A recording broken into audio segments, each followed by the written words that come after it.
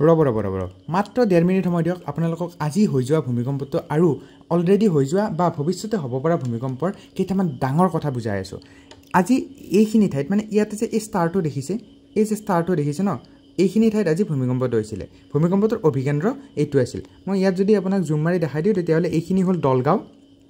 তাৰ পিছত এইপিনে এইটো হ'ল ভূমিকম্পৰ অভিকেন্দ্ৰ 5.9 প্ৰবলৰ অভিকেন্দ্ৰ ভূমিকম্পটো হৈছিল এই অভিকেন্দ্ৰটো এতিয়া কথাটো হ'ল এই যিখিনি ঠাই আছে এইখিনি আগতে ভূমিকম্প হৈছিল নে হোৱা নাই হেতু যদি চাও আমি তেতিয়াহলে ইয়াতে অলপমান মই জুম আউট কৰি দিলে এই যে বগা ডটবোৰ দেখিছে এই গোটেই বগা ডটবোৰ মানে ইতিমধ্যে ইয়াতে এনেকুৱা ভূমিকম্প হৈ গৈছে আৰু এই বগা ডটটো যিমানে ডাঙৰ তাৰে মিনিংটো হ'ল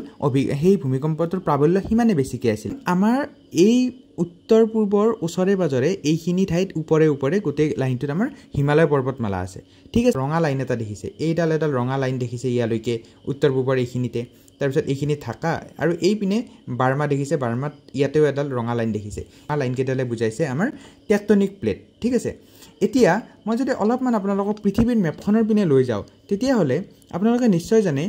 এইখন হ'ল ইউৰোপ মহাদেশ আৰু এইখন হ'ল এছিয়া মহাদেশ আৰু এছিয়া মহাদেশৰ আন্দাৰতে আমি আছো এতিয়া আমাৰ এই ৰঙা লাইনটো দেখিছেনে এই ৰঙা লাইনটো চাও এই ৰঙা লাইনটো হ'ল ইণ্ডিয়ান টেকটনিক প্লেট আৰু এইফালে এই ৰঙা লাইনটো হ'ল বাৰ্মা টেকটনিক প্লেট আৰু এইফালে এই ৰঙা লাইনটোৰ ওপৰৰ মানে যিখন টেকটনিক প্লেট আছে সেইখন হ'ল ইউৰোছিয়া টেকটনিক প্লেট ইউৰোছিয়া নামটো হ'ল ইউৰোপ আৰু এছিয়া দুখন মহাদেশ আছে কাৰণে ইউৰোছিয়া টেকটনিক প্লেট বুলি কয় এতিয়া এই টেকটনিক প্লেটবোৰে কি কৰে এনি টাইম গতি কৰি থাকে হা গতিটো কেনেকুৱা তিনটা টাইপৰ গতি আছে কিছুমান গতি হ'ল এনেকুৱাকে টেকটনিক প্লেটবোৰ এটা মানে এখন প্লেট আন এখনৰ ওচৰত আহি থাকে কিছুমানৰ ক্ষেত্ৰত কি হয় এখন প্লেট আন এখনৰ পৰা দূৰত গৈ থাকে আৰু কেতিয়াবা কাখে গুচি যায় এতিয়া এই টেকটনিক প্লেট ইউৰোছিয়া টেকটনিক প্লেট আৰু ইণ্ডিয়ান টেকটনিক প্লেটৰ গতিটো হ'ল এটাৰ ওচৰত এটা আহি থকা এই টেকটনিক প্লেট যিখন আছে ইণ্ডিয়ান টেকটনিক প্লেট সেই ইণ্ডিয়ান টেকটনিক প্লেটখন ইউৰোছিয়া টেকটনিক প্লেটৰ ওপৰত উঠি যোৱাৰ কাৰণে আমাৰ হিমালয় পৰ্বতখন সৃষ্টি হৈছিল আৰু এই হিমালয় পৰ্বতখন এতিয়াও ওখ হৈ গৈ আছে কাৰণ ইণ্ডিয়ান টেকটনিক প্লেট ইয়াৰ ওপৰত উঠি গৈ আছে আৰু ইয়াতে যদি চাই আপোনালোকে ইতিমধ্যে বুজি পালে ইয়াতে ইউৰোছিয়া টেকটনিক প্লেট ইণ্ডিয়ান মানে ভাৰতীয় টেকটনিক প্লেট আৰু বাৰ্মা টেকটনিক প্লেট তিনিখন প্লেট লগ লাগিছে কোনখিনি ঠাইত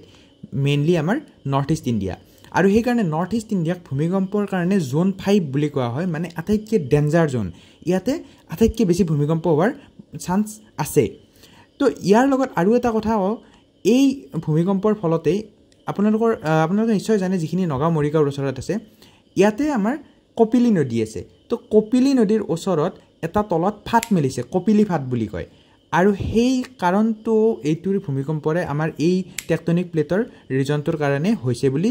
অনুধাৱন কৰা হয় বা বিজ্ঞানীসকলে কয় ভৱিষ্যতত এই ঠাইখিনিত ইয়াতকৈ বহুত বেছি প্ৰাবল্যৰ ভূমিকম্প হোৱাৰ চান্স আছে কাৰণ এইটোৱে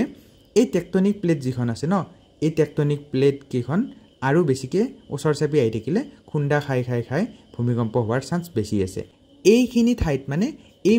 নগাঁও মৰিগাঁও আৰু তেজপুৰ এই যিখিনি ঠাই আছে এইখিনি ঠাইতে কপিলী নদী আছে ন কপিলী নদীৰ যিটো ফাট মানে কপিলী নদীৰ ফাট নহয় কপিলী নদীৰ ওচৰত থকা ফাটটো কপিলী ফল বুলি আপোনালোকে সাৰ্চ কৰিব পাৰে কপিলী ফাট বুলি কয় সেই কপিলী ফাটটোৰ কাৰণে এই ঠাইখিনিত ভূমিকম্পৰ যিটো প্ৰৱণতা মানে হোৱাৰ আশংকা সেইটো বহুত বেছি হৈ যায় তো যদি ভিডিঅ'টোৰ পৰা কিবা অলপ বুজি পালে কিবা অলপ ভাল লাগিল তেতিয়াহ'লে শ্বেয়াৰ কৰিব আৰু এটা কমেণ্ট দি যাব